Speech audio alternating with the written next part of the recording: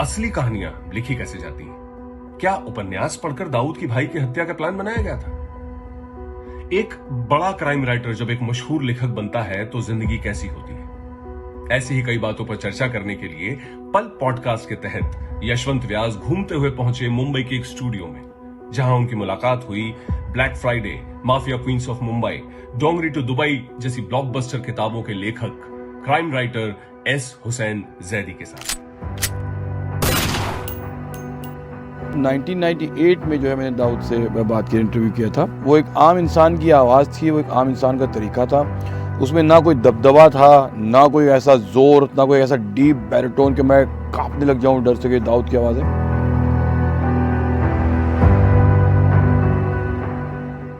माल पहले जो है वो कश्तियों पे आता था, मोटर बोट से आता था और जगह जगह पे आता था। लेकिन अब जब पुलिस की ज़्यादा जो है बहुत ज़्यादा इन सब चीज़ों को बढ़ा दिया, गश्त करने लगी, कोस्ट गार्ड आ गया, तब आप क्या करेंगे? सो दाऊद को सिस्टम को मैनिपुलेट करना बहुत अच्छे से आता है। Don't tell the story, show the story. दिखाओ, लोग सुनना नहीं चाहते हैं, लोग देखना चाहते हैं। तो फिर कोशिश वही होती थी कि उसको एक पूरा नज़ारा क्रिएट किया जाए और लोग उसको देखें और समझें।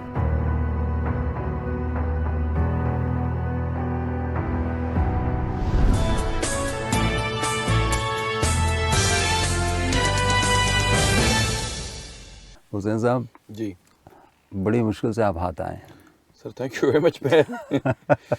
जी, क्योंकि आप अंडरवर्ल्ड में तो बड़े आसानी से बहुत सारी चीज़ों को कर जाते हैं, ये वो, इस तरह की कहानी, उस तरह की कहानी, मगर हम जैसे लोगों के साथ में आपका मिलना बड़ा मुश्किल होता है। सर मैं एक्चुअली बहुत मज़दूर आदमी हूँ, बहुत दौड़ भाग करता हूँ और सिर्फ 4 घंटे सोता हूँ मैं, सुबह 6 बजे से 10-11 बजे तक। सो आई डोंट नो कि मैं आपसे कब मिल पाता और कब अभी भी तो मतलब एनीवे, बट आपने जो सब्र किया, मेरे लिए इंतज़ार किया, उसके लिए बहुत बहुत धन्यवाद। पर सारे लोग जो है ना, जी। वो खुद को जो सेवक कहते हैं वो असल में टॉप पे होते हैं। I don't know, in my case it's not that. I was a journalist earlier, हाँ। और जर्नलिस्ट को आपको पता है ना, इंडिया के अंदर लेबर बचावत एक्ट के अंदर आते थे वो।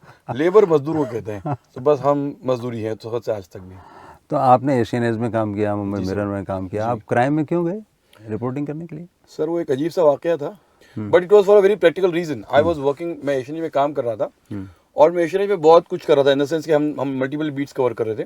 हम एजुकेशन कर रहे थे, हम पॉलिटिक्स की कर रहे थे, हम बीएमसी कर रहे थे, और फिर हमने 1-2 क्राइम की कहानियाँ कर दी। यानी उस ज़माने में ऐसा हुआ था कि छोटा रजन ने और दाऊद के बीच जो गैंग वॉर ज़बरदस्त चल रहा था, तो वो लोग एक दूसरे के लोगों को मुंबई में मार रहे थे, यहाँ तक कि नेपाल में ही मारने लगे थे। तो हमने 1-2 ऐसी कहानियाँ की, तो लोगों को लगा कि शायद मैं क्राइम ज़्यादा अच्छी कर पा रहा हूँ। अच्छा। अब लोगों को ये बैकग्राउंड पता नहीं था कि it was because of my crime reporter established wife, my established crime reporter wife, अच्छा, who was already working in Times Group, and she was like मुझसे ज़्यादा seasoned और veteran थी वो। तो ये उनकी छत्र छाया जब मैं कर रहा था, तो I was doing very well in those days, उस वजह से।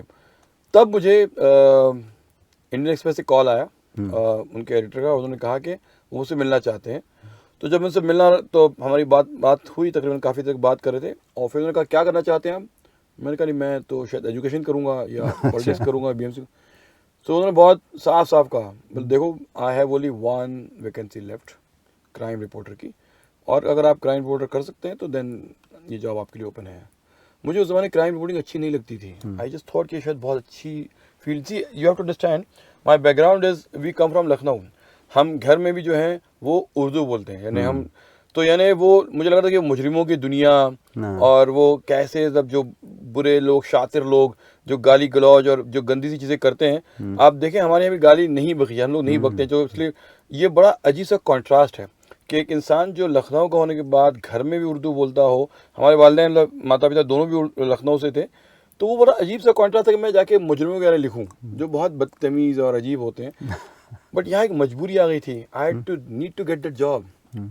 आई can't say no to Indian Express. मतलब आप सोचिए, किसी भी जर्नलिस्ट के लिए बहुत फ़ख्र की बात है कोई इंडियन एक्सप्रेस में काम कर रहा है। तो मैंने पहला एतराज़ तो उठाया उनसे, एडिटर से। मैंने कहा कि क्यों क्राइम रिपोर्टिंग का जॉब आप मुझे दे रहे हैं, कुछ और दीजिए आप। बोले आपको क्या प्रॉब्लम है, इतने सारे मुस्लिम क्रिमिनल्स हैं और उनको मुसलमान होकर क्रिमिनल बनने में तकलीफ नहीं हुई, आप मुसलमान होकर क्राइम रिपोर्टर बनने क्यों आपको एतराज़ हो रहा है? मैं इनका मुंह देखता रह गया। हालांकि तर्क कोई बहुत अच्छा नहीं था, but for me the desperation, जरूरत क्या है, वो एक कहावत है ना, इजाद की माँ होती है और जुर्म का बाप। जुर्म का बाप तो हो। बस I kind of said okay, मैंने मजबूरी हाँ कह दिया, and then I started doing crime journalism उस वक्त से। तो 16 अक्टूबर 1995।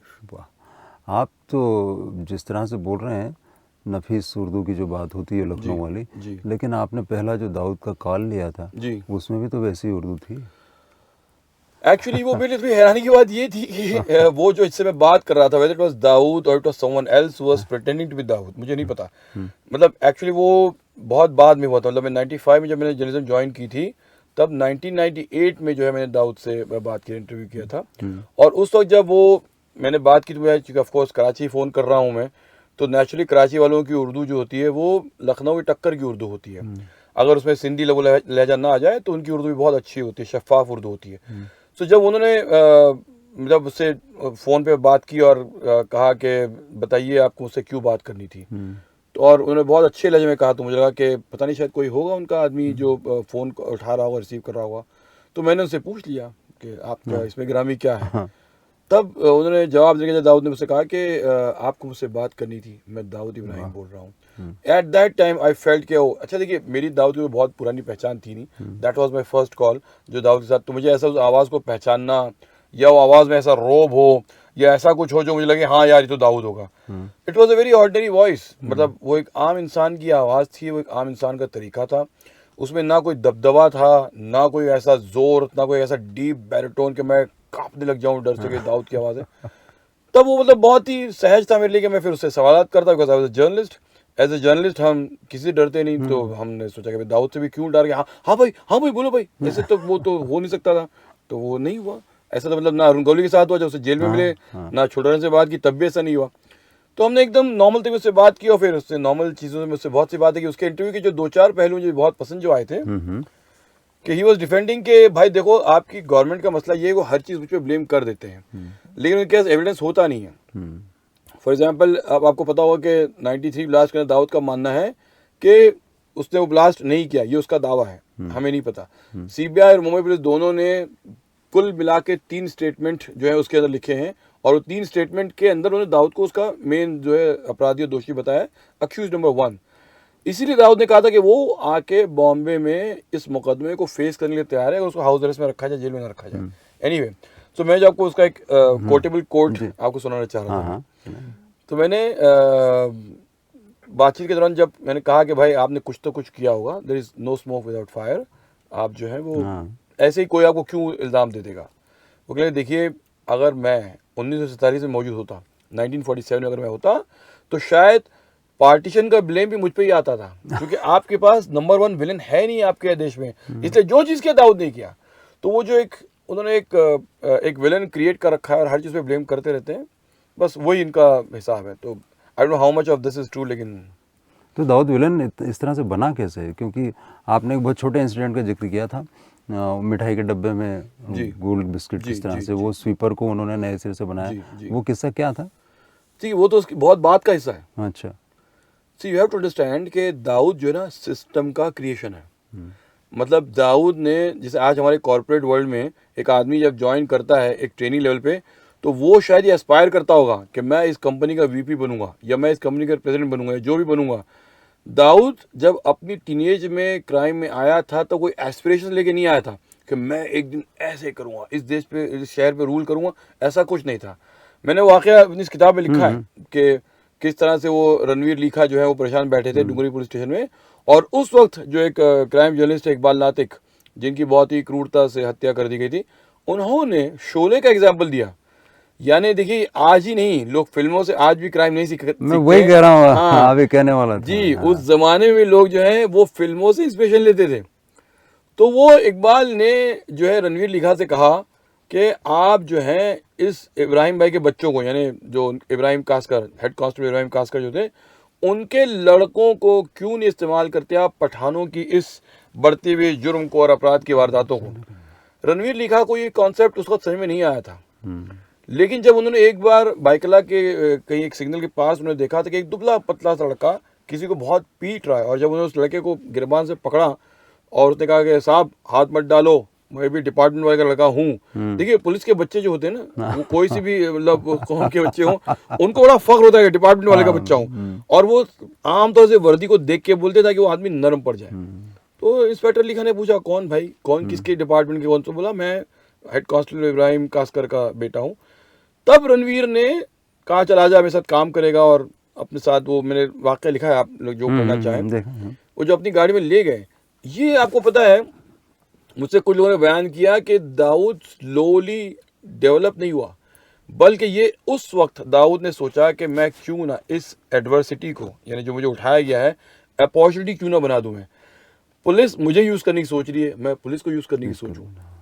फिर दाऊद ने जो अपने आहिस्ते आहिस्ते जो अपनी क्लाइम शुरू की है, तो यानी उसने सबसे पहले क्या किया, अपने मेन जो उसके प्रतिद्वंदी थे, राइवल्स थे, पठानों को उसने पहले सफाया करना शुरू किया, हाजी मस्तान को कमज़ोर करना शुरू किया। यानी उस शहर में आहिस्ते आहिस्ते, मैंने आपसे कहा ना कि उस सिस्टम की पैदावार है वो। दाऊद ने कभी नहीं सोचा होगा कि मुझे पुलिस सपोर्ट करेगी, मैं कभी यहाँ तक बढ़ूंगा। फिर उसके बाद उसने पॉलिटिशियंस को यूज़ करना शुरू किया। देखिए मैं 25 साल क्राइम रिपोर्टर रहा हूँ, और मैंने अपने एक्सपीरियंस देखा कि अगर मुंबई पुलिस या किसी भी शहर की पुलिस किसी भी अपराधी को ख़त्म करना चाहे तो कर सकती है। They will never allow him to become so big. तो इसमें यानी 2 पॉइंट हुए, ग्रीड और corruption. Greed, corruption, incompetence and I mean आप बहुत चीज़ें बता लीजिए कि जो भी फेलियर ऑफ सिस्टम, कि उन लोगों को जो है वो अगर पठानों को ऐसे नहीं हैंडल कर सके तो उन्होंने ऐसे ख़त्म करने की कोशिश की। तो दाऊद इस तरह से बड़ा हुआ। अब आप जो वाकया पूछ रहे हैं, हाँ, स्मगलिंग वाला, स्मगलिंग। तो दाऊद ने यहाँ से जब, मैंने कहा ना कि पठानों को जो है उसने पहले शिकस्त दे दी अपने जो है जो स्ट्रीट फाइट्स में, वायलेंस में और अहिंसा में जब ख़त्म कर लिया, हिंसा में ख़त्म कर लिया, तब उसका वक्त आया कि वो दूसरे जो वहाँ के स्मगलर्स थे, हाजी मस्तान, सुखुर नारायण बखिया, और इन सब से बड़ा कैसे बनेगा। तो अब देखिए हमेशा क्या होता है ना कि लाइफ में अपडेट करना होता है। अब माल पहले जो है वो कश्तियों पे आता था, मोटर बोट से आता था, और जगह जगह पे आता था। For example Cuff Parade, Colaba, Chembur, Versova, Madh island, यहाँ सब माल आया करता था। लेकिन अब जब पुलिस की ज़्यादा जो है बहुत ज़्यादा इन सब चीज़ों को बढ़ा दिया, गश्त करने लगी, कोस्ट गार्ड आ गया, कस्टम्स आ गए, येलो गेट पुलिस स्टेशन आ गई, यानी जब इतना सब हो गया कि अब इतने सारे लेयर्स ऑफ सिक्योरिटी और सर्विलेंस आ गए, तब आप क्या करेंगे। सो दाऊद को सिस्टम को मैनिपुलेट करना बहुत अच्छे से आता है। देखिए ये जो क्राइम जो है ना, it's not just about violence, killing, supremacy, it's also about manipulating the system. तो उसने क्या किया कि उसने कहा हम लेयर्स में देखें, अगर कहाँ लेयर्स हैं तो बॉम्बे में एयर कस्टम्स एक ही लेयर है, आपने उसको ब्रेक कर दिया, माल आपका शहर पहुंच जाएगा, और आपको समुद्र लाने में बहुत सी लेयर्स हैं, ब्रेक करना पड़ रही है।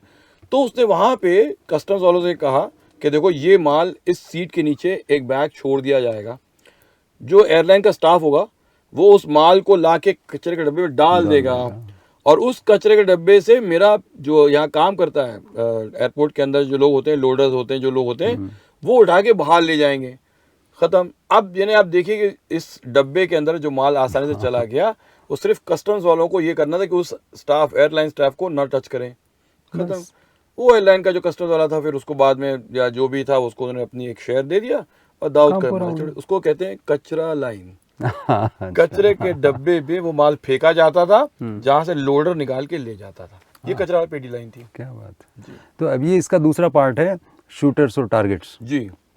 तो साबिर वाला जो किस्सा है जी, अभी हम बात कर रहे थे ना कि शोले से प्रेरणा लेते हैं। जी। और कुछ लोग हो सकता है कि आपके लिखे से भी प्रेरणा लेते हों लेकिन लेकिन इसमें एक जो मर्डर है मान्या सुरवे वाला, जी, तो वो पूरा का पूरा जेम्स हेडली चेज से आइडिया लिया गया उसका, ऐसा एक्चुअली जी। हाँ, बहुत से लोग जो है ना उनको कुछ चीज़ें एक्सेप्ट करने में तकलीफ होती है। फॉर एग्जांपल वो ये मान नहीं सकते थे कि मनोहर सुरवे या मान्या सुरवे जो है कितना पढ़ा लिखा इंसान था, या एक ऐसा ग्रेजुएट था जो किताबें, अंग्रेजी किताबें पढ़ता हो। देखिए हमारा सारा परसेप्शन फिल्मों से आया हुआ है। हमारा जो फिल्म लाइन का जो अंडरवर्ल्ड का जो क्रिमिनल है ना, उसको लगता है कि गाली गलौज करने वाला और वो अजीब से एक वेशभूषा वाला इंसान वो क्रिमिनल होता है। अंग्रेजी पढ़ने वाला आदमी कहाँ क्रिमिनल होता है। बट मैं आपसे बताऊँ, मान्या सुरवे हो या अश्विन नायक हो, ये सब लोग जो हैं वो बहुत कल्चर बैकग्राउंड से पढ़े लिखे होते हैं, इन्होंने कॉलेज बाकायदा डिग्री जाके हासिल की है। तो मान्या सुरवे ने जेम्स हेडली चीज़ में ही पढ़ा था कि किस तरह से एक कॉटेज, एक दूल्हा दुल्हन की जो है वो एक गाड़ी होती है, और उससे उन्होंने पीछा करके जहाँ की जो एक उन्होंने हत्या अंजाम दी थी, यही जो उसने साबिर की किलिंग के टाइम किया था। साबिर को पता ही नहीं था, वो तो चित्रा के साथ जा रहा था कि पीछे उसको एक एक सजी सी गाड़ी आ रही है, उसने तवज्जो भी दी नहीं और उसने बोल के भी किसी को आया नहीं था कि मैं जा रहा हूँ चित्रा के साथ बाहर।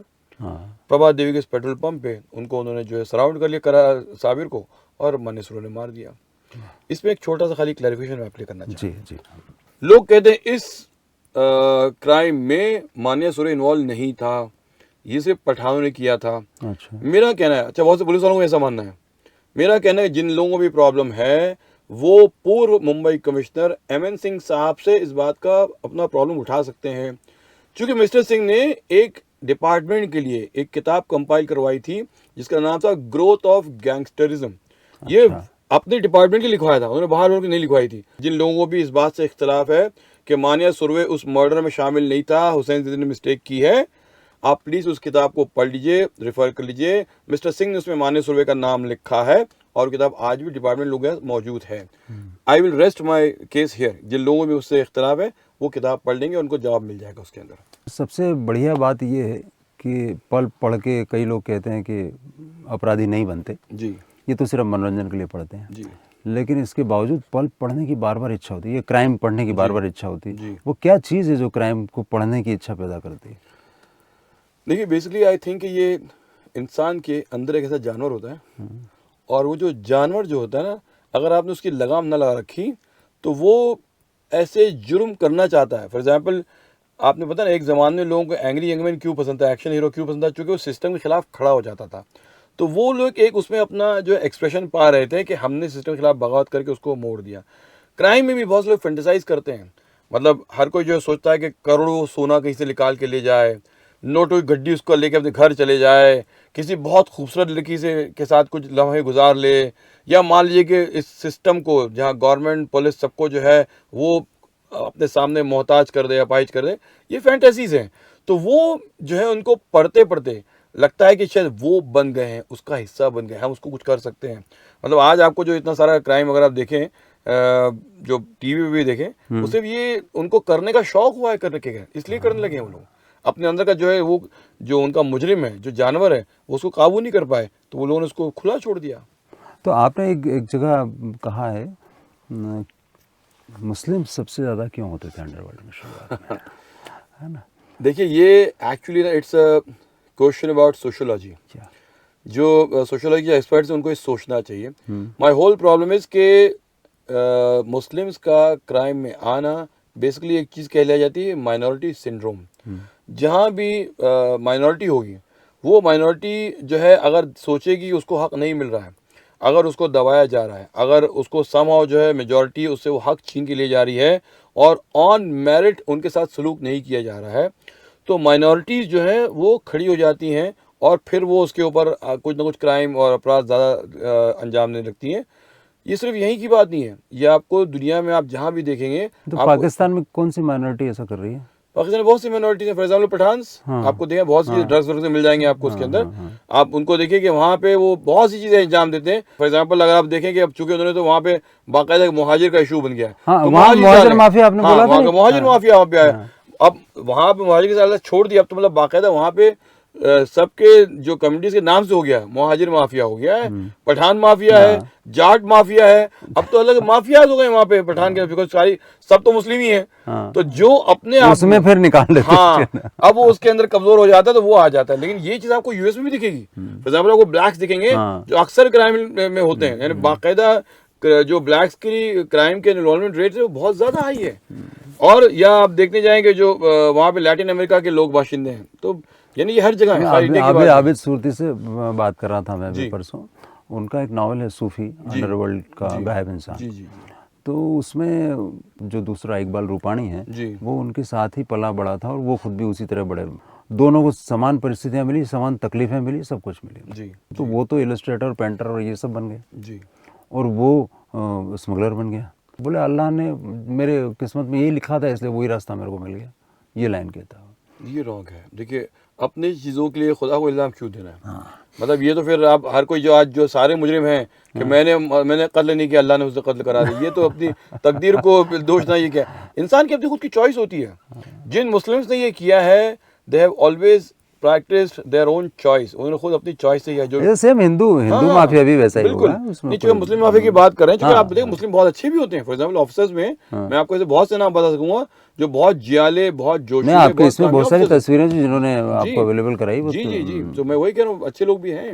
नहीं, पर उसमें आप एक बार जैसे आप कभी कभी इब्राहिम कास्कर का बड़ा पक्ष लेते हुए दिखते हैं, उसमें ऐसा लगता है पक्ष की बात नहीं है, कि आप उसको जो है ऑनेस्टली स्पीकिंग, लेकिन वो कभी भी आपने देखा नहीं कि वो लड़के को जो है बाहर कर दे, उससे अपना संबंध विच्छेद कर दे, ऐसा कभी नहीं करता है वो। पीटा उसने, लेकिन उसको बेल्ट से पीटने ऐसा होता मारपीट की नहीं। उसने। हाँ, वो ठीक है, उतना तो हर पिता करता है ना, लेकिन ऐसा नहीं किया उसने कि उसको अपने से रिश्ते काट ले या वो कर दे। मेरे ख्याल से अक्सर ना इब्राहिम हवलदार को पता ही नहीं था कि उसके बेटे गुल क्या खिला रहे हैं। अच्छा। देखिए बाप घर में रहता है, and I think may be ये अलग प्रॉब्लम है जो शायद मैं उस पर कमेंट करने के शायद बहुत वो मैं सक्षम नहीं हूँ, बट आई फील के ये बहुत से जो बच्चे थे, क्योंकि उनके यहाँ जो है तकरीबन आई थिंक 6-7 लड़के और 3-4 लड़कियां थी, 10-11 बच्चे 10x10 के घर में रह रहे हैं, उसमें उनका जॉब भी चला गया है।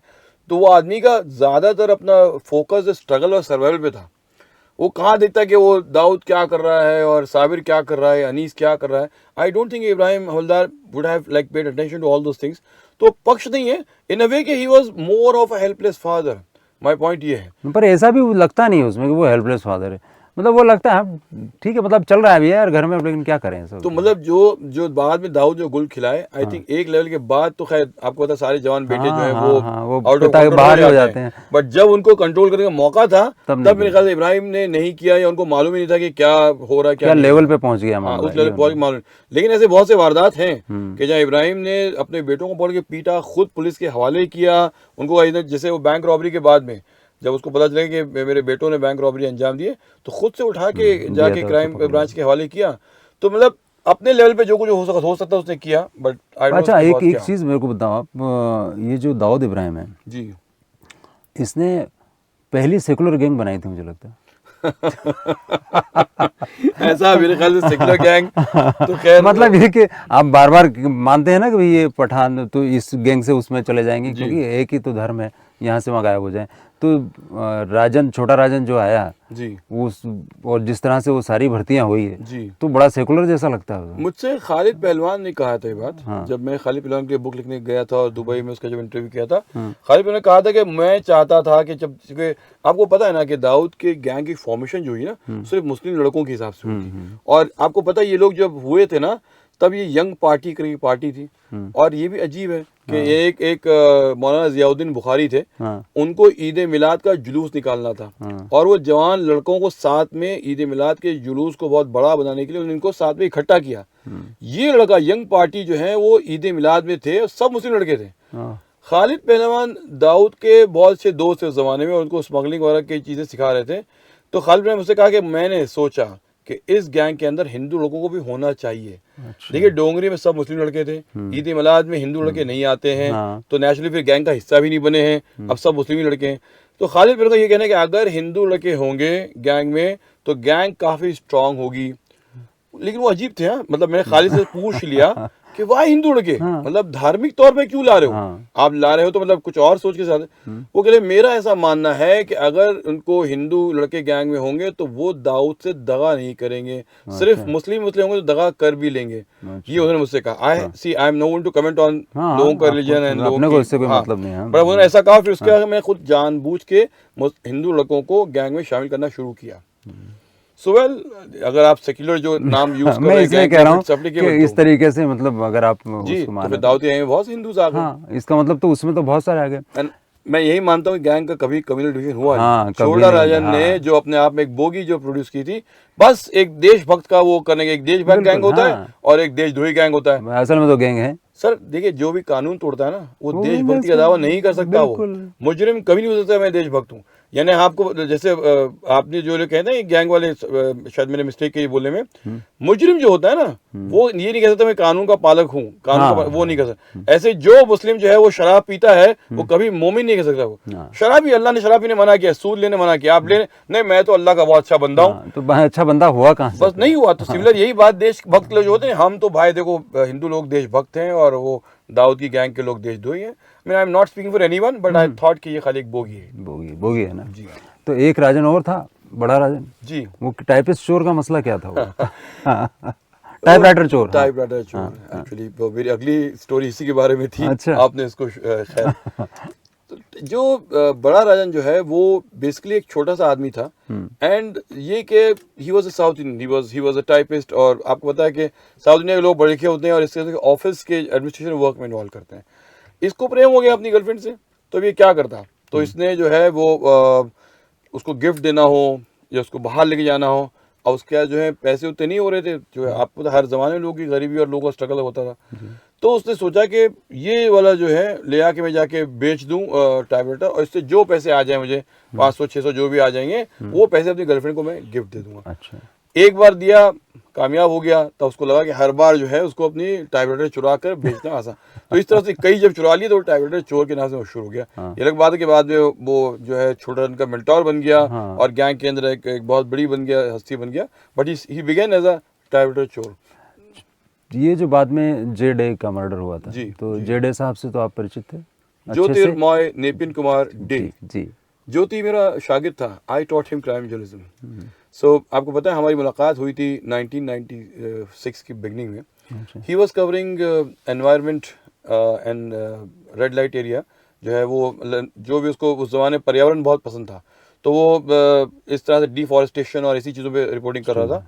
और फिर उस जमाने में वो पहले हिंदुस्तान लीवर वगैरह में काम करते थे। हाँ, he was working, he was not a journalist basically, he was a tracker. But उसको बाद में भी कहानियां लिखना आफ्टरनून में और मिड डे में उसको बहुत अच्छा लगता था, तो वो लिखता था। लेकिन फिर इंडियन एक्सप्रेस जब आ गया, उनको इंडियन एक्सप्रेस जरूरत थी लोगों की, तो एक दिन मुझसे आके कहता है, अच्छा हम उस जमाने में जब क्राइम रिपोर्टिंग कर रहे थे तो हम अकेले, I was the single reporter in Indian Express वो कवरिंग मुंबई, थाने, नवी मुंबई एंड रायगढ़। ये 4 बीट्स अकेले मेरे साथ में थी। और उस जमाने में जो एक चंद्रमोहन पप्पाला थे जो फाइनेंशियल क्राइम्स देख रहे थे। तो एक दिन अचानक एक बहुत लंबा चौड़ा जो है 6.25 फीट का आदमी, बहुत मस्कुलर सा बलशाली सा आदमी आके मुझसे कहता है, हुसैन भाई आपको फिटनेस की जरूरत है। अच्छा। मैंने कहा यार ठीक से खाने को नहीं मिल रहा है, मैं 14-15 घंटे काम कर रहा हूँ, थाने में रह रहे थे हम और नरमान पॉइंट पे काम कर रहे हैं, फिटनेस क्या? नहीं आपको थोड़ा जिम जाना चाहिए, आपको जो है पावर लिफ्टिंग करना चाहिए। मैंने कहा अच्छा भाई, मुझे लगा शायद पुलिस वाला है ये कमांडो, जो इसकी बिल्ट आपने शायद पता नहीं, ज्योति को देखा नहीं, मैंने सीधे देखा नहीं, तस्वीरें देखी। अच्छा, ज्योति बहुत लंबा चौड़ा सा आदमी, बहुत मस्कुलर था, एक्चुअली वो पावर लिफ्टर भी था। और आपने देखा वो जो प्रवीण कुमार थे जिन्होंने भीम का रोल किया महाभारत में, प्रवीण कुमार और ज्योति साथ में वर्कआउट करते थे। यानी जेडे आप खैर आप लोग जेडे बोलते हैं, मैं तो ज्योति कहता हूँ उसको। तो ज्योति और प्रवीण कुमार साथ में वर्कआउट करते, इसलिए जो है वो बहुत अपने आप में एक्सपर्ट थे। तो फिर ज्योति ने मुझसे कहा कि मैं आपको ट्रेन करूंगा अगर आपको एतराज ना हो। मैं तो खुश हो गया यार, नेकी और पूछ। और फिर कहते कहा उस समय आप मुझे क्राइम रिपोर्टिंग सिखाओ क्या? आप मुझे वो सिखाओ, मैं आपको वो सिखाऊंगा। तो ये चाह रहा था कि वो मुझे सिखाएंगे, फिटनेस में दिखाएंगे। हम लोग फिर साथ में, हम लोग ज्यादा पुलिस स्विमिंग पूल में स्विमिंग करते थे, वहाँ पे कामगार क्रीड़ा मंडल परेल पे, वहाँ जाके साथ में वर्कआउट करते थे। तो हम साथ में वर्कआउट, मैंने वहाँ से वर्कआउट की मुझे शौक शुरू हुई 1996 में ज्योति के साथ में। और फिर चूंकि मैं अकेले बहुत परेशान भी था, मुझे एक आदमी सामने से मिल गया है जो मेरे साथ हेल्प कर रहा है क्राइम रिपोर्टिंग के अंदर। मैंने कहा आ जाओ। तो फिर मैंने ज्योति को क्राइम रिपोर्टिंग में ट्रेन करना शुरू किया, दैट्स हाउ। और फिर उसने पहली किताब भी मेरे कहने के बाद ही लिखी। वाह। हाँ, मैं एक्चुअली जब वो हमारी किताब आ चुकी थी और ब्लैक फ्राइडे वगैरह आ गई थी और ज्योति ने देखा, तब ज्योति कहा हुसैन भाई आप तो किताब भी लिख दिए हो, उस पर फिल्म भी बन गई है, कुछ मेरे लिए भी दे दो। तब मैंने उससे कहा कि ज्योति तुम why don't you right something about women in crime, और तो लिखिए आप, जो बहुत सी आज तक कोई लिखा नहीं है। क्योंकि जब मैं ये किताब लिख रहा था ना डोंगरी दुबई, तो ऐसी बहुत सी विमेन, बहुत सी औरतें जो क्राइम में थी, उनके मुझे प्रोफाइल्स मिल रहे थे। लेकिन मैं ये किताब लिख रहा था, मैं अपने आप को डिस्ट्रैक्ट करना चाहता नहीं था। तो फिर मैंने ज्योति से कहा कि तुम लिखो। ज्योति शायद नहीं कर पाई है, उनको समझ नहीं उस कॉन्सेप्ट को क्या करें, कैसे ना किया जाए। वो किताब लिखने बहुत शौकीन था, लेकिन शायद वो साथ में लिख के या नहीं कर पाया। तो उसने फिर एक पहली किताब लिखी शायद खल्लास करके, जो हाँ आई थिंक शायद जयको वालों ने छापी थी, इट वॉज अंडरवर्ल्ड डिक्शनरी करके उसने खल्लास। तो खैर वो बाद में फिर दूसरी किताब उसने लिखी जीरो डायल, तब मैंने उसको इसमें काफ़ी हेल्प भी करने के लिए, but he was willing to learn, वो सीखना चाहता था वो। तो बात ये थी। तो बाद में वो इन्वेस्टिगेटिव एडिटर हो गए और इसमें मिड डे में थे। मतलब हार्डवर्किंग जो था ना बंदा, मतलब बहुत काम करता था, मिड डे में था, हिंदुस्तान टाइम्स में था, बहुत काम करता था लड़का। तो लड़का खैर उससे बड़े थे 15 साल हो। नहीं, लेकिन वो चूंकि आपसे उन्होंने सीखा है तो लड़का ही हुआ। तो जिग्ना बोरा का जो केस है, हम आते हैं अभी आपके पार्ट 3 पनिशमेंट। हम लोग पहले आए थे ग्रीड और करप्शन पे, जी, फिर आए हम शूटर और जी। टारगेट्स पे, जी और अब हम मानते हैं कि क्राइम और पनिशमेंट पे चलते जी हैं। जी जी तो जिग्ना बोरा ने रिपोर्ट किया, जो भी किया, जैसा भी किया छोटा राजन का, लेकिन वो जेल गई। देखिए जिग्ना के साथ जो है ना बहुत गलत होगा। मतलब इन लोगों ने जो, मेरा कहना है कि एक क्राइम रिपोर्टर को क्राइम रिपोर्टिंग करने के लिए सज़ा क्यों मिलती है। और मैंने हमेशा से माना है कि उस लड़की के साथ जो गलत हुआ ना, उसके लिए ज़्यादातर एक कम्युनिटी रिस्पॉन्सिबल है। मतलब जर्नलिस्ट कम्युनिटी। हाँ, जर्नलिस्ट कम्युनिटी रिस्पॉन्सिबल है। बिकॉज अगर इन लोगों ने अपने आदमी का साथ दिया था, यानी अगर जिग्ना इसी फ्रेटर्निटी की क्राइम जर्नलिस्ट थी, अगर लोगों ने मिलकर इसका साथ दिया होता और वो लोगों ने पुलिस की कही भी बातों को ब्लाइंडली ना माना होता, तो शायद एक लड़की के साथ में नाइंसाफी ना होती। मतलब उस लड़की का खाली अपराध ये था कि बेबाक थी और मतलब बहुत लोगों से पेश आती एकदम ओपनली और लोगों से डरती नहीं झपती नहीं थी। तो लोगों ने कहा यार चलो इसके पर ऐसे कतर देते हैं। मतलब मुझे सबसे बुरा क्या लगता है पता है, जी जी। कि मतलब ये आपकी फ्रेटर्निटी की है, आप लोग ऐसी कहानियां पहले कर चुके हैं और आप सबको जो है उसकी अरेस्ट और उसके अरेस्ट के डेवलपमेंट में आपको अपनी बाइलेंस क्यों लेना है। यानी उन लोगों ने उस लड़की को, आपको पता है मुझे सबसे बुरा क्या लगता है इस पत्रकारों के बारे में, उस लड़की को उन लोगों ने किंग पिन बना दिया, छोटा राजन की मेन एसोसिएट बना दिया, और फिर ना ढूंढने लगे। अच्छा उसके पास 2 फोन थे, अच्छा उसका वर्ली में फ्लैट था, किराए पे रहती थी। क्यों, why are you doing all this? I mean इससे क्या क्योंकि प्रूव होता है? उसमें उसके मतलब एक कोई ट्रेनी जर्नलिस्ट थी और वो उससे बड़े अच्छे से मिलती थी, और जहाँ पे वो सिर्फ उसके साथ में उसको जूस पिलाया या मोमोज खिलाए, उसने बाद में उसका ये बता दिया कि उस स्पा में दुश्मन रहती न थी। करे दोस्त ने वो काम किया है। अब देखिए जिग्ना भी मेरी शागिर्द थी। मैंने जिग्ना को जो है, हम लोग साथ में काम कर चुके हैं, हम दोनों के बहुत बड़े क्वेश्चन थे।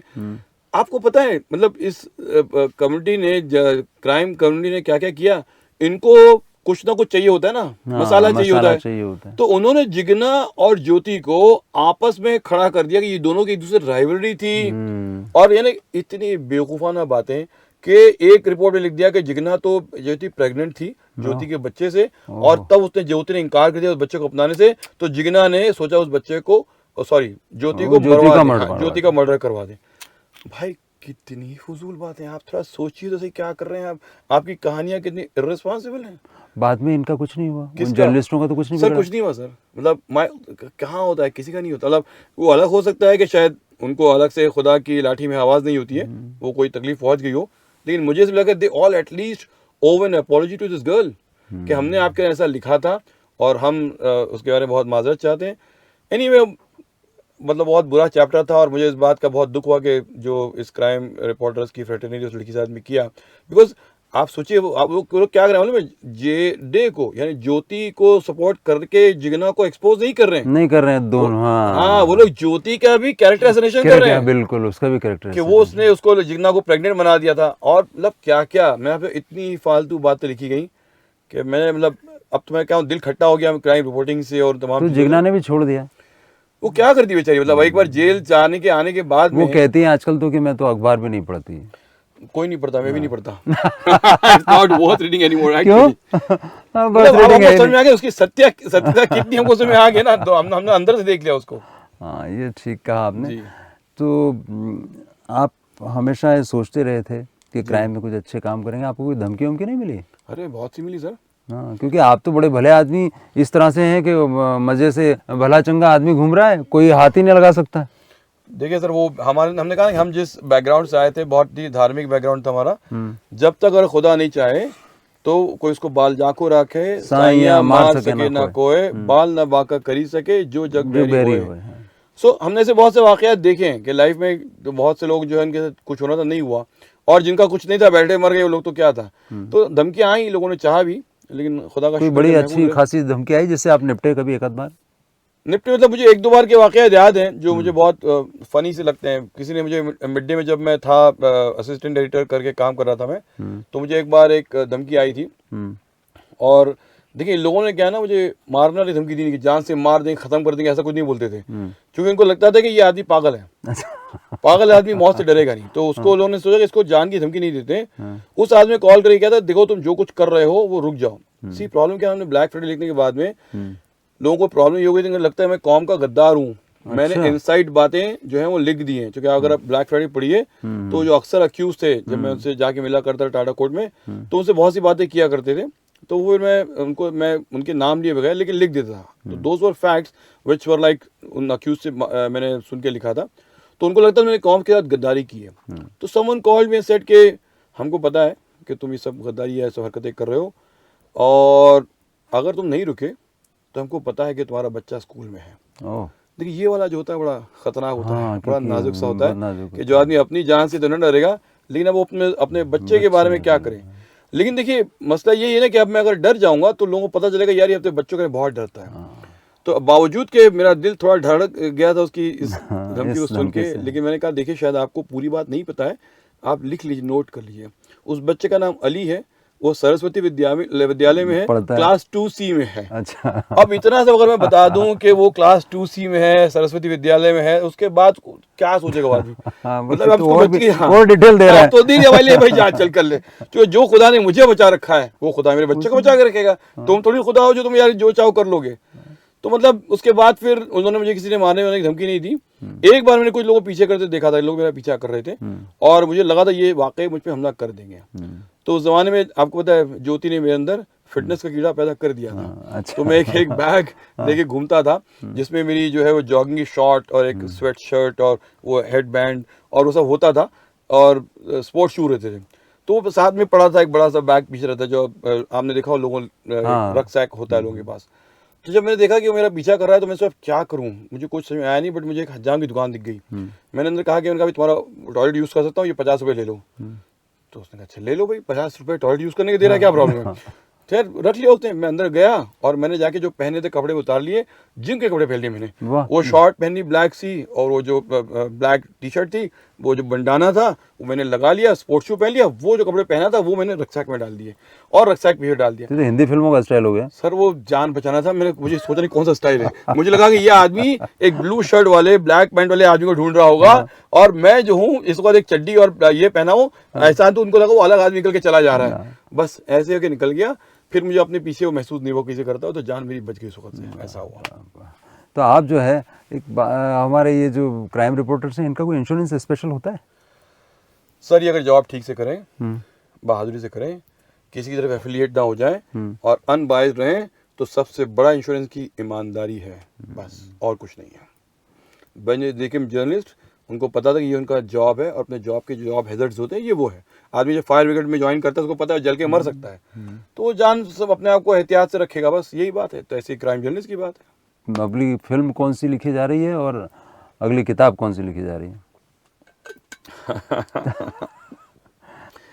फिल्म के बारे में तो मैं नहीं कह सकता कि उसके शेल्स अपने अलग होते हैं, लेकिन मैं अगली किताब जो लिख रहा हूँ इस डोंगरी दुबई का सीक्वल जो है दुबई टू कराची लिख रहा हूँ मैं जी। तो चूंकि ये किताब लोगों कहने की अधूरी थी, दाऊद जो है वो दुबई से कराची पहुंच गया, तुमने वहाँ ख़त्म कर दी, अब कराची के आगे के अहवाल क्यों नहीं लिखोगे? तो फिर मेरी पब्लिशर मिली ऐश्वर्या जो पेंगुइन की हैं, उन्होंने कहा कि you should write a sequel for this one. So अब इस किताब को हम सीक्वल लिख रहे हैं। तो आप ये ब्लू सॉल्ट अपना है? ब्लू सॉल्ट मेरी इम्प्रिंट है, तो वो इम्प्रिंट अलग है। मतलब उस इम्प्रिंट में हम पेंगुइन के साथ में नए ऑथर्स को या जो बर्डिंग ऑथर्स होते हैं उनको हम ब्रेक देते हैं, लेकिन हमारी किताब जो वो अलग से थी, तो उन्होंने ये इस किताब का आगे सीक्वल लिख रहे हैं पेंगुइन के साथ में, शायद दिसंबर में आने वाली है। तो अब दाऊद इब्राहिम कभी आएगा वापस? वो नहीं आएगा और लोग उसको लाना नहीं चाहते हैं। देखिए उसने 2 बार उसने सरेंडर की पेशकश रखी थी, जिसको लोगों ने रद्द कर दिया था। तो आई डोंट थिंक कि वो लोग उसको लाना चाहते हैं, और वो जहाँ भी हो सुखी है वो, तो वो नहीं है। अभी लोग खाली उसको रखना चाहते हैं जिंदा, ताकि जो भी यहाँ कुछ गड़बड़ी हो तो बोल दे दाऊद ने कराची से किया है, तो ये अपना छुट्टी पाए। बस ऐसा है। तो अबू सलेम के बारे में क्या ख्याल है, जो अब तो उन्हें तो बाइज्जत ले आया गया है? तो सर वो बाइज्जत निकल भी जाएंगे 5 साल के बाद 2030 में he will be allowed to walk free. उनका सब कुछ हो गया होगा तब तक ये पूरा हो जाएगा, सब खत्म हो जाएगा। क्योंकि अपना उनका जो पुर्तगाल के साथ में जो मुआहिदा है कि भाई 25 साल से ऊपर जेल में नहीं रखेंगे, तो 25 साल रख लेंगे। उसके बाद क्या कर सकते हैं? फांसी दे नहीं सकते हैं, उससे ज़्यादा सजा दे सकते नहीं है। 25 साल का उसको निकलना ही है, तो निकलेगा। पता नहीं एमएलए बनेगा, बिल्डर बनेगा, क्या बनेगा। तो कभी ऐसा लगता है कि राजनीति से अपराध में और अपराध से राजनीति में आवाजाही चलती रहती है? सर वो या दोनों एक दूसरे के? अब आप अगर मैं सब बोलना शुरू करूंगा जो सारे हमारे बहुत से मंत्रियों के बारे में तो फिर थोड़ा सा और खलबली मच जाएगी। बट एनीवे क्या क्राइम और पॉलिटिक्स का बड़ा तालमेल है। मतलब एक पॉलिटिशियन जब तक क्रिमिनल्स को इस्तेमाल ना करे तब तक वो ऊपर आ नहीं पाता है वो, और क्रिमिनल जब तक पॉलिटिशियन को इस्तेमाल ना करे तब तक वो जो है महफूज नहीं रह सकता है। तो ये तो चलता रहता है सर, पटरी के दो पार्ट हैं सब। तो अब मैं आपसे अगली सीक्वल में फिर बात करूंगा। जरूर। कराची चलेंगे उस वक्त। मैं जा चुका हूँ, पाकिस्तान जाके आ चुका हूँ मैं, तो कोई प्रॉब्लम नहीं है। और मैं मतलब बाकायदा मेरी रिसर्च कराची के पॉलिटिशियंस पे बहुत ज़्यादा, आप जब पढ़िए किताब में तो आपको पाकिस्तान की वो चीज़ें में आएंगी जो शायद अभी तक किसी ने लिखी है, रिपोर्ट नहीं की है। तो आई जस्ट, क्योंकि आप तो लिखते हैं इस तरह से, वहाँ गए तो बिल्कुल इस तरह से आखिरी एस्ट्रे का टुकड़ा पड़ा हुआ था, उसमें से आखिरी धुआं निकल रहा था। ये जो तस्वीर लगती है सर वो मेरे गुरु थे, विक्रम चंद्रा हैं एक्चुअली, थे क्यों, उनसे मैंने जो गुरु सीखे थे, क्योंकि आपको पता है वो तो अमेरिका में क्रिएटिव राइटिंग सिखाते हैं। उनसे मैं उस वक्त बहुत परेशान था जब पहली किताब लिखने की मुझे ऑफर आई थी पेंगुइन से। तो मैंने कहा मैं कैसे लिखूं, क्या करूं, तो उन्होंने मुझे एक जुमला सिखाया था, don't tell the story, show the story. दिखाओ, लोग सुनना नहीं चाहते हैं, लोग देखना चाहते हैं। तो फिर कोशिश वही होती थी कि उसको एक पूरा नज़ारा क्रिएट किया जाए और लोग उसको देखें और समझें। वाह, तो आप ये सारे विजुअल्स बनाते रहिए और हम उम्मीद करते हैं कि जितने क्राइम लिखे जाते हैं वो क्राइम दोबारा नहीं होंगे। नहीं, बिल्कुल नहीं होंगे सर। मैं चाहता हूँ कि देश जाग जाए, हमारे लॉ मेकर्स, कस्टोडियंस और लॉस जाग जाएं। जिस दिन वो जाग जाएंगे और समझ जाएंगे, क्राइम ख़त्म हो जाएगा। फिल्मों में कभी कभी गब्बर को देखते थे तो बहुत सारे कहते थे गब्बर जैसा बनना चाहिए। नहीं, तो आपकी किताबें पढ़ के कहीं बाकी तो नहीं सोच रहे हैं कि ये बनना चाहिए? I don't know, there is a section of Muslim youth who want to become Dawood Ibrahim. तो दाऊद का तो role just because of your book? No, भाई दाऊद को क्या मुझसे पहले या मेरे बाद लोग नहीं जानते, लोग जानते थे। नहीं, लेकिन जो स्टार बनाए जाते हैं, ग्लोरीफाई किया जाता है, तो सही, वो तो बहुत गलत है ना। मतलब ये मैंने कहा ना कि अगर आप देखें दाऊद को, मैंने अपनी बुक में कोई पॉजिटिव चीज़ नहीं लिखी। देखिए किसी भी इंसान को एक्सपोज का जरूरी नहीं कि आप गाली गलौज लिखें, लेकिन मैंने जो उसके बारे में लिखा, कनिंग, श्रूड, मैकियावेलियन, ये सारे शब्दों का अर्थ ग्लोरिफिकेशन नहीं होता। मैं आपको इस बात मामले में आपकी तारीफ करना चाहूँगा जी कि वो एक एक कैरेक्टर जो है जी साइकोलॉजिकली क्या है, कैसा है, वो कैसे बनाता है, इसके बारे में आपको पता लगता है ना। छोटे से छोटा शूटर भी सर वो बस रिसर्च है। I was a journalist। Sabir को चित्रा के पास जाना जी, उसके बाद उसका वापस आना, जी, पेट्रोल पंप पे बैठना जी, लेकिन उसी वक्त पीछे जो पठान अंदर हैं जी, हमारे सुर में, वो किस तरह से एक्ट कर रहे हैं, वो कैसे खुलता है, तो इतना ज़्यादा सिनेमैटिक जिसको कहते हैं। सर वो एक वाकया लिखने के लिए 10 लोगों से बात की गई है। यानी आपने उसमें देखा हो, शायद आम तो लोग नोटिस ना करते हो, उसमें एक पेट्रोल अटेंडेंट से भी बात हुई है। और मैंने पूछा कि तुम थे, क्या देखा तुमने? बोला ज्यादा कुछ तो नहीं पता, बट मुझे महाभारत में अभिमन्यु का सीन याद आता है। अब आप देखिए, मैं यही कह रहा हूँ ना कि भाई ये मेरी तो इमेजिनेशन है नहीं। अभिमन्यु सिंह तुम्हें क्यों याद आता है भाई? क्योंकि वो एक अकेले आदमी को इतने सारे लोगों ने पकड़ के मारा था, तो वो आदमी की मौत तो होना ही थी। मैंने देखा कि इतने सारे लोग गोली मार रहे हैं, चाकू मार रहे हैं, ये कर रहे हैं, वो अकेला आदमी था। अब उसको ये पता नहीं साबिर है, उसको ये पता है बहुत बड़ा गैंगस्टर है। हाँ, इसको लेके अकेला आदमी है और कई लोग मिलके मार रहे हैं। और जो अकेले मार रहे हैं वो असहाय भी है, उसका हथियार भी नहीं है, वो शायद नशे में भी, और एक अलग लड़की भी है।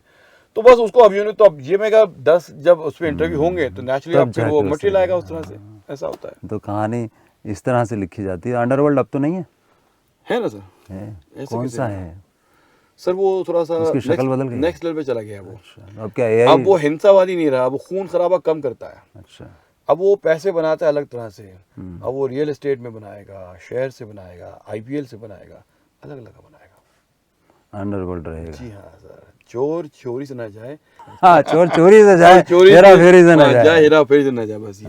तो उसको इलेजिटिमेट पैसे ना अच्छे लगते हैं उसको, वो हलाल की रोटी नहीं कमाएगा वो। चलिए, आपने मुझे बहुत बहुत अच्छा वक्त दिया जी, बहुत आनंद आया। इस कभी कभी क्राइम की बातों में आनंद भी आता है और दुख भी होता है, गुस्सा भी आता है। मैं कहता हूँ आप सिर्फ एंटरटेनमेंट की पढ़िए। मतलब मैं ऑलवेज टेल देम कि I am Jackie Chan of non fiction. पढ़िए और भूल जाइए, don't try to get too serious about this. लेकिन लोग आपको सीरियसली लेते हैं। अब सर मैंने कहा ना कि चूंकि वो बोले इसमें मेरा दोष थोड़ा ही है। सर मैं सिर्फ ये कहना कि 20-25 सालों में 20-25 सालों में आज तक किसी ने एक डिफेमेशन नोटिस, एक हाँ, लाइबल सूट, बहुत बड़ी एक बात है। क्वेश्चन अभी तक नहीं आया है। मैं ये आपसे ये बहुत कह रहा हूँ बड़ी ना बात है, हाँ। कि मतलब मेरे लोगों ने तो कहा कि माने शुरू में नहीं था जब, और मुझे उनको एक किताब दिखाना पड़ी, लेकिन किसी ने भी, अभी गंगूबाई काठियावाड़ी के लिए भी हाँ। जब उन्होंने केसेस किए थे, जो उनका एक सो कॉल्ड अडॉप्टेड सन था जो हमको यहाँ लोअर कोर्ट से सुप्रीम कोर्ट तक ले गया, वो भी हमको गलत साबित नहीं कर पाया, बल्कि सुप्रीम कोर्ट ने जो फैसला किया वो हमारे फेवर में किया कि भाई ये तो उनको बहुत अच्छी लाइट में प्रोजेक्ट कर रहा है, आपको उनको थैंक यू बोलना चाहिए। तो मतलब आज तक चूंकि किसी ने हमको गलत साबित किया नहीं, सवाल किया नहीं, तो आई जस्ट थॉट के इसलिए लोग सीरियसली लेते हैं। वाह थैंक यू वाह वाह वाह, क्या बात है। तो आपकी जय हो sir, thank you very much. आपको बहुत तकलीफ उठी, मेरे से पड़ गई। नहीं, आपने मुझे अपना समय दिया और ये कह के दिया कि आधा घंटा दूंगा, लेकिन मैंने जो लिया वो तो ले ही लिया।